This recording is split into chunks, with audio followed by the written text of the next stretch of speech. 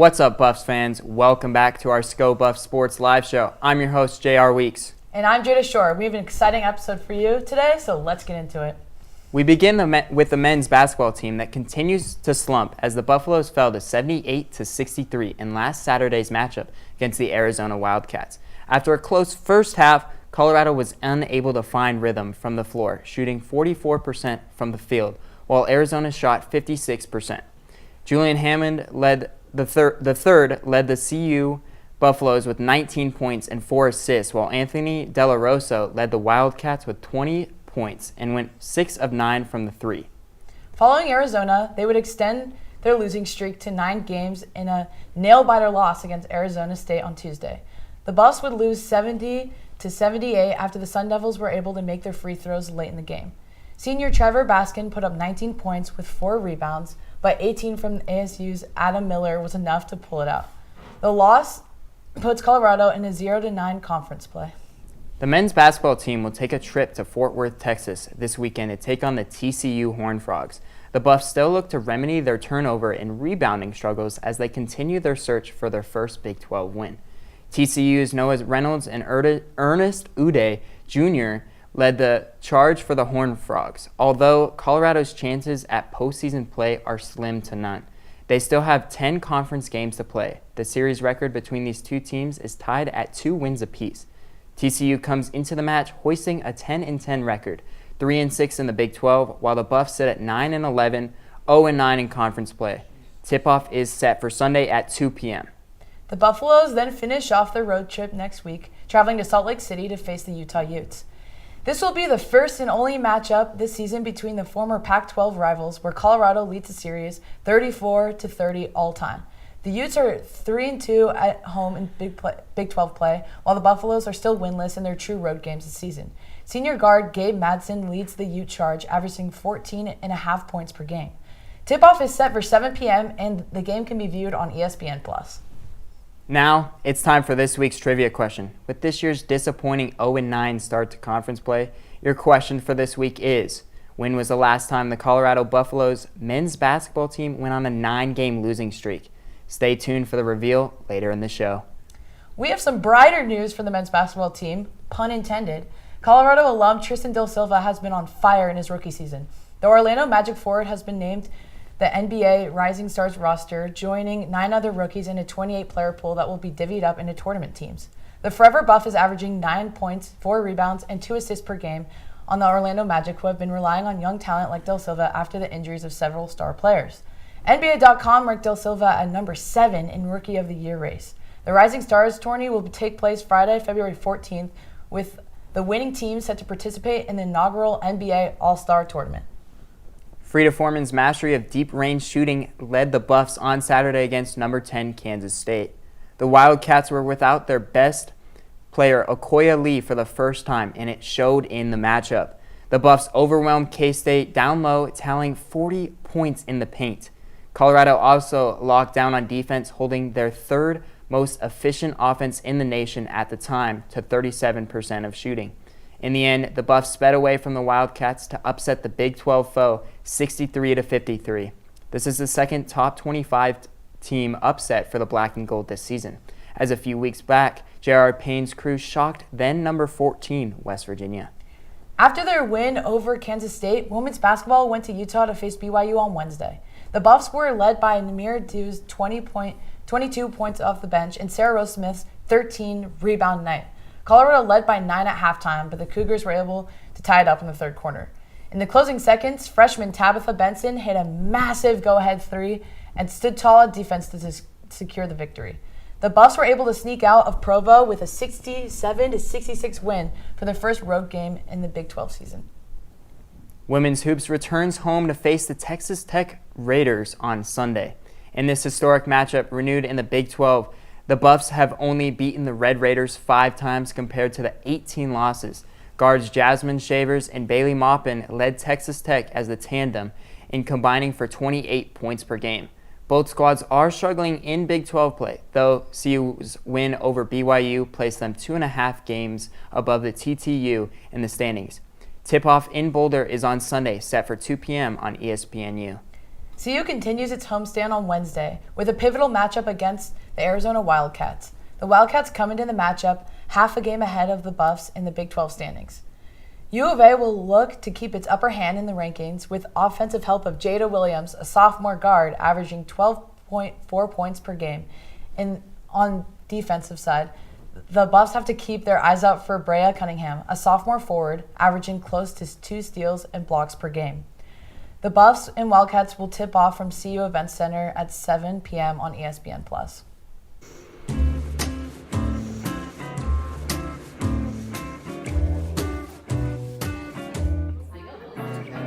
Who wants to do basketball? Who wants to do football?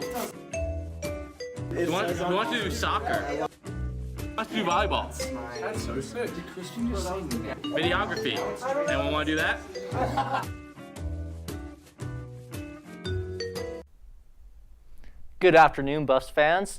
This is Buff Banner. I'm Colby. I'm Aramis. And today we're going to be talking about the upcoming NFL 2025 draft, specifically our Buffs football players that are entered in the draft. So Aramis, if you'd like to get us started. So me personally, I think the first Buff taken after Shedeur and after Travis Hunter will be Will Sheppard. Though he didn't have the flashiest of numbers, maybe LaJohntay Wester had a better season statistically. I feel like this guy has what it takes to be a big NFL threat. He had throughout his last 4 seasons, he's had over 40 receptions and 500 yards in each of those seasons. He's had 27 total touchdowns in his collegiate career, and he's a big guy. He's 6'3", 205 pounds. I feel he has a similar build to Courtland Sutton. Similar to Courtland Sutton, I feel like he's a really big threat in the end zone. Whatever team he goes to, he's going to instantly make that end zone offense way better. With Will Sheppard, he's that type of player that a 50-50 ball turns into a 70-30 ball. Any ball that's in the air, Will Sheppard has a very good chance to catch that ball.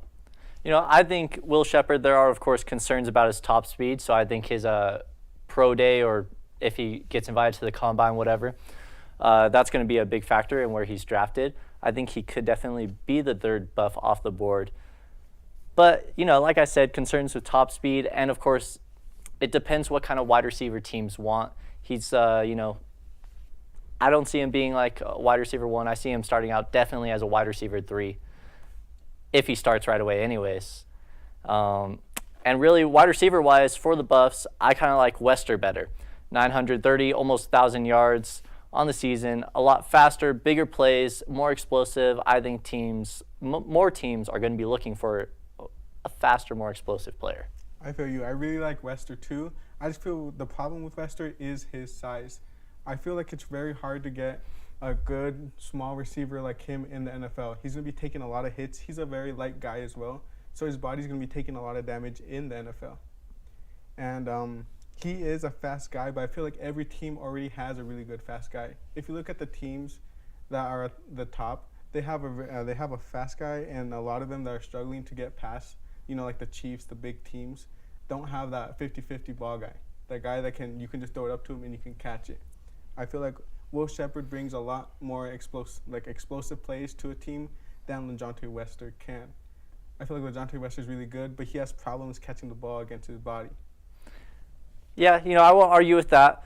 But like I kind of already said, it just kind of depends what type of wide receiver teams want. And it's like let's talk about a team like Pittsburgh, the Steelers. They need a lot of wide receiver help this offseason. They need to get a lot of wide receivers. A lot of people leaving them. There's even concerns about George Pickens, what he'll do. And so a team that's drafting, looking for a wide receiver in the 3rd or 4th round, like the Steelers, it just depends kind of what wide receiver they want. And so we'll just have to wait and see which one of those two is going to get taken first. But let's talk about another one of our wide receivers, Jimmy Horn Jr. You think he gets drafted? It's very tough to look at Jimmy Horn Jr. Though he played in, I believe it was 9 games, he didn't really have that much of the share on our offense. That first game against North Dakota State, he had an amazing game. Over 200 yards. He had that long touchdown to start the season off. He was looking really good. And then he kind of fell off in our offense. The emergence of Will Sheppard, the emergence of LaJohntay Wester kind of put him in the backseat. And then with the injury, everyone kind of forgot about him, I guess if you could say. He's a very good route runner. I feel like a lot of teams were looking at clips. They're liking him. I think I heard someone say that he could be the Tank Dell of this draft, which could very well happen. But I just think it's tough to look at it. I feel like if he does get drafted, it's going to be in the later rounds, maybe like a 6th, 7th. But I wouldn't be surprised if he gets undrafted. Yeah, I mean, I think there's no doubt that he ends up on a team. And I think, because of the injuries that he dealt with last year, limiting his playing time, his snaps, whatnot, it will be harder to take him earlier rounds, of course. But he really is impressing at the Shrine Bowl right now. Same with, of course, Shepard and Wester. Yeah. All of our guys really impressing at the Shrine Bowl, really increasing their stock.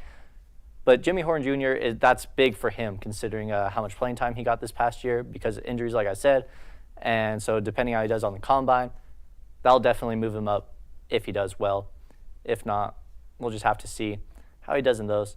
But those are really our big offensive guys in the draft. Let's move to some defensive guys that I'm a big fan of that I don't really see a lot of talk of outside of CU fans. First one I'll talk about is Cameron Stillman-Craig, our safety, a fan favorite for sure. A lot of Buff fans love him. A lot of the media, not so much. His stats not the best. 1 interception, a forced fumble, 2 sacks though. Teams like safeties that are, versatile. And of course, a big thing for me, 64 tackles, real fundamental tackler. I think he can get taken in a 6th or 7th round. And really because I think teams are going to want to use him on special teams too. And teams are always looking for special teams players they can trust. I agree with you. I feel like he'll get taken in the later rounds. I feel like he's one of those guys that's just the leader of the defense. We saw when Shiloh Sanders was out, that defense got better without Shiloh Sanders. And it was because of the emergence of Cameron Stillman-Craig. He's a tackle guy, like you said, but you can also rush him off the edge. He's not amazing in coverage, but he's just a leader. And I feel like that alone could get him drafted. And of course, if he has a better combine, maybe he'll move up around. But I don't see him going as high as our receivers will. Yeah, no, for sure. But I also think any team that gets him will love him. I think he's someone that doesn't start right away. He'll develop into a great safety. And teams are always looking for people that they can develop. And so next guy that I'm surprised, shocked that I don't see more about him is BJ Green. I don't know why I don't see more about him. He has 7.5 sacks, 33 total tackles, 20 of those being solo tackles, and 2 forced fumbles. Those are pretty good stats. I don't really know why. We'll see. I think he'll be moving up boards as this offseason goes on. Not really the best comparison, but I do have to say he has one more sack than James Pierce Jr., someone who's supposed to be going in the first round. Now, of course, this is one of the best edge rusher draft years in recent memory, and so that will be affecting his stock. But I would love to see him go 3rd or 4th round. I don't know if you have any thoughts on that. I think he's a really good player as well. I just think the only thing against him is how bad the CU defense was. I feel like scouts are going to be looking at how bad the defense was at times and just be scared away of any player on that defense. I feel like as they watch more tape on him, they will, like you did, fall in love with him and maybe put him on the draft board, and then he'll rise from there. Yeah, teams love people that get after the QB, and that's what he does best, get after the QB. And so I would love to see him go. And, of course, last player we'll talk about is, of course, Shiloh Sanders. Any thoughts? Fan favorite, am I right? He had a good Shrine Bowl game. He did not have a good Shrine Bowl camp practice. We saw those clips of him getting burnt on one-on-ones. And I think his age, more than anything, is going to lead to him not being drafted. He's played, I believe, 6 collegiate seasons. He got injured this year, which is going to take away from his stock. He didn't play well when he was on the field. He had those games where Dion himself said that he was at fault for a lot of the big plays. And I just feel like he just won't get drafted. Well, yeah, I mean, of course, one of the biggest concerns I see is about how he likes to tackle and the routes he takes to ball carriers. But I kind of put him in the same range as Cameron Stillman-Craig, where he'll be a end-of-draft pick, definitely end up on a team. He'll definitely end up on a team. But if you don't have anything more to say, I think that wraps it up for me. That wraps it up for me, too. All right, perfect. Thank you for watching this week's Buff Banner, and back to you at the desk. On Monday, Colorado wide receiver LeJontay Wester announced his invite to this year's NFL Scouting Combine. The speedster racked up numbers throughout his collegiate career that ended in Boulder but began in Florida Atlantic Owls, where he was an FWAA All-American punt returner in 2023.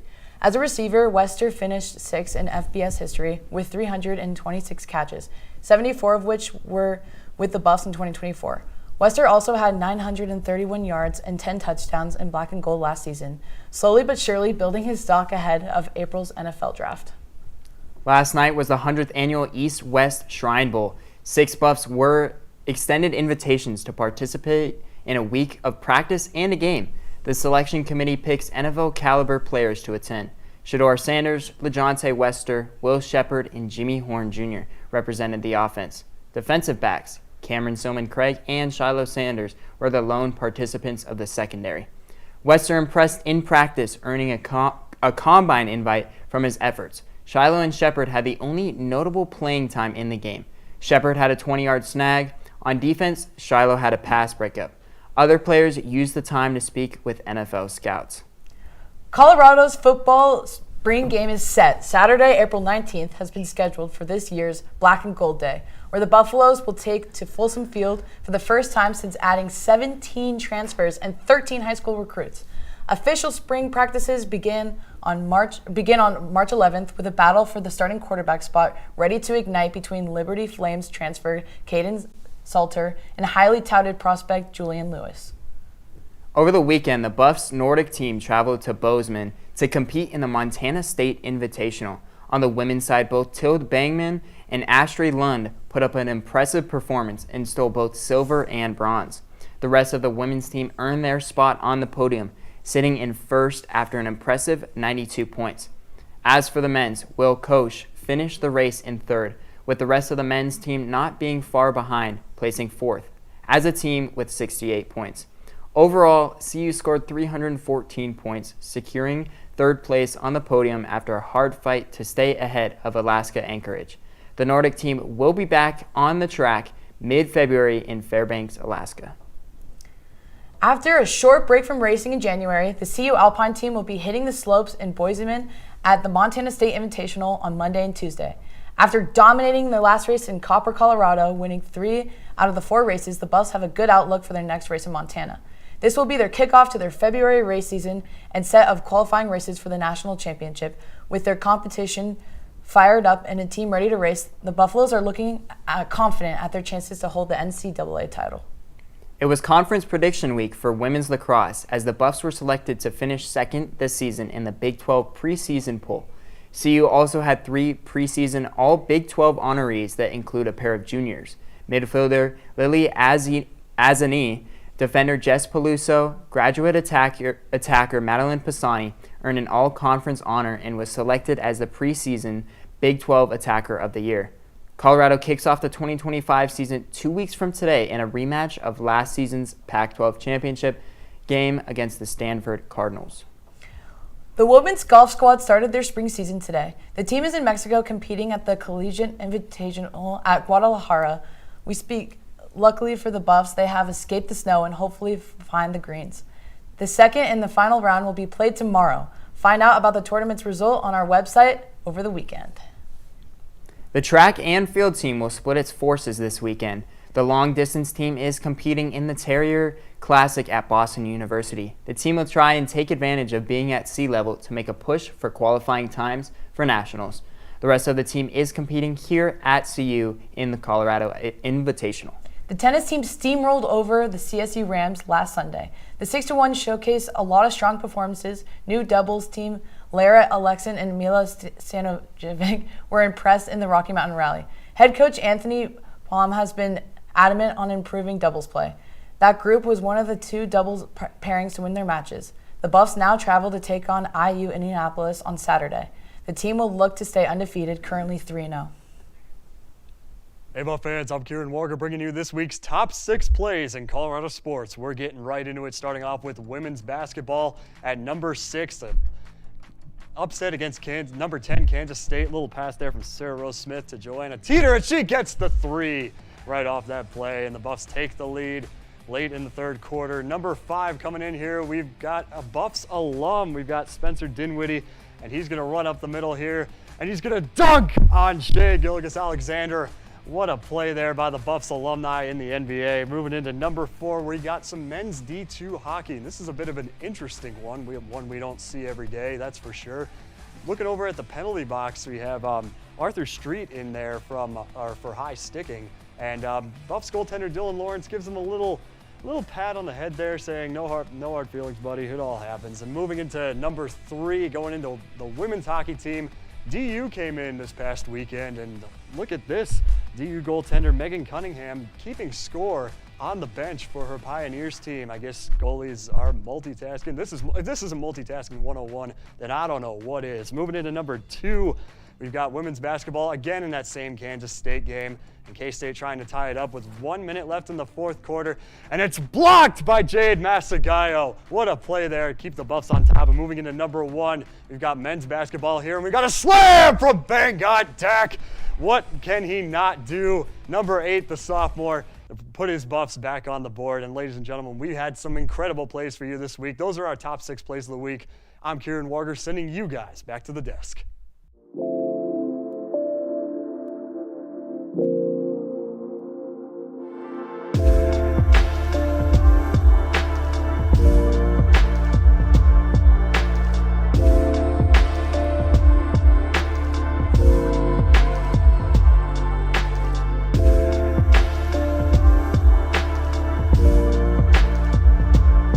Last weekend, the men's D1 hockey team hosted the University of Oklahoma.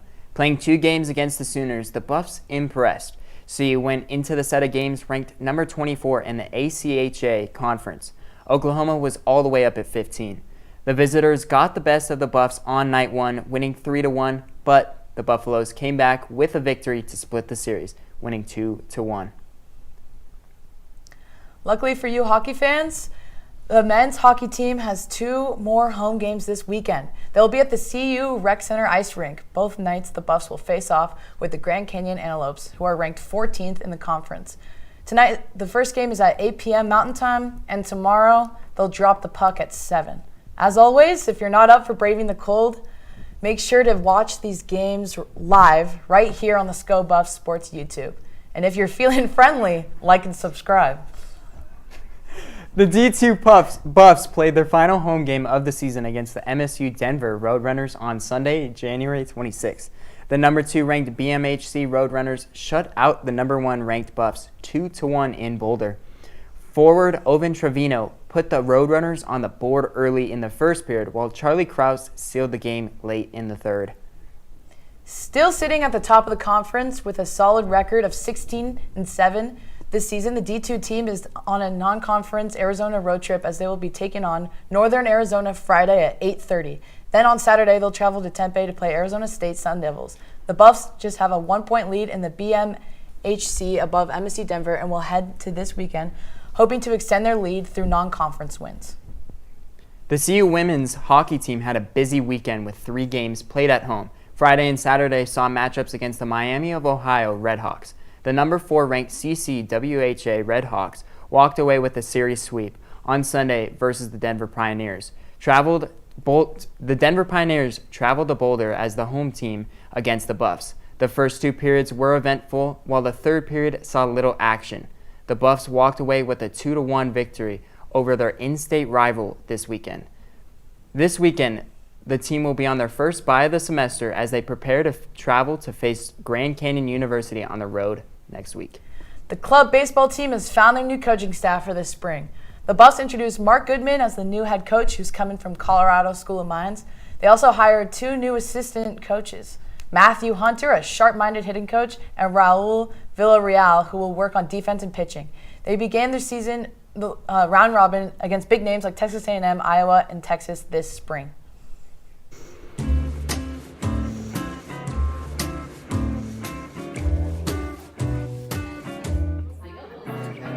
Who wants to do basketball? Who wants to do football? Who wants to do soccer? Who wants to do volleyball? That's so sick. Did Christian just say videography? Anyone want to do that?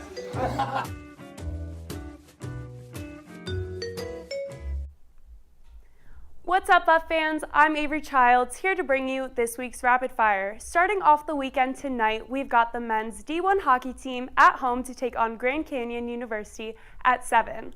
On Saturday, the women's tennis team plays at IU Indy against the Jaguars at 1.